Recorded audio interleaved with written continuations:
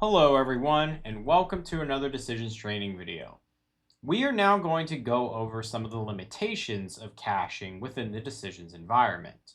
These limitations are important to consider when you want to set up caching for API responses, particular flow outcomes, or any other values you are trying to put into a cache.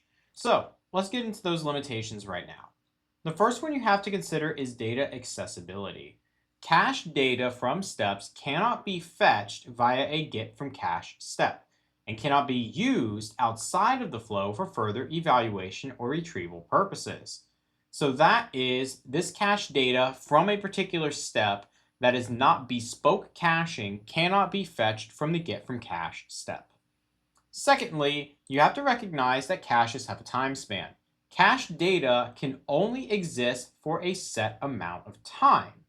That means that you cannot use this as an indefinite way to fetch data instead of making an API call. That cached data will be lost over time. And then the last thing you have to consider is keeping track of the unique cache key.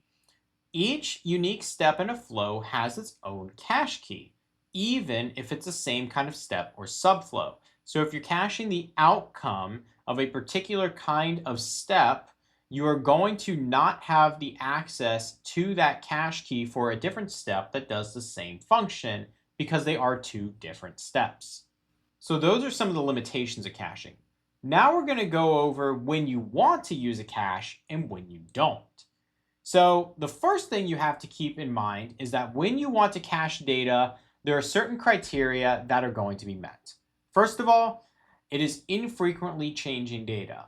If you make an API call and you're expecting that data to be different almost every time that you make it, then perhaps setting a cache for that data is not the best idea if it's going to be outdated very quickly.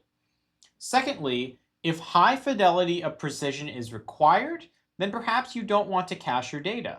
For example, if you're trying to trade stocks or futures ETFs, then you want to be aware of exactly when those particular stocks have changed their prices.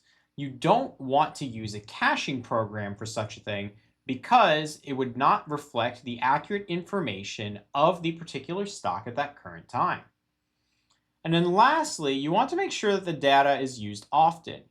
If you were to put information into a cache, but you don't call that API for another month, and that cache expires, then the cache is kind of pointless. You would want to use cache data only when you are fetching the data frequently from that call. So each criterion must be present in order for you to consider using caching for your particular process.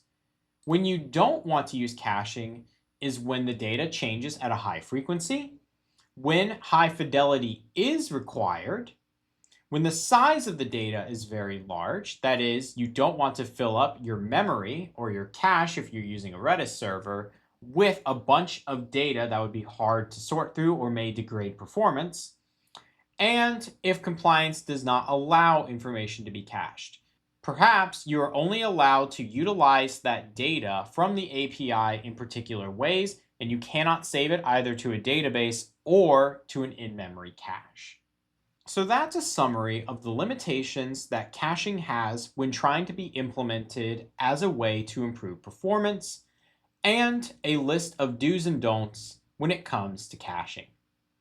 Thank you very much for watching, and we hope this helped.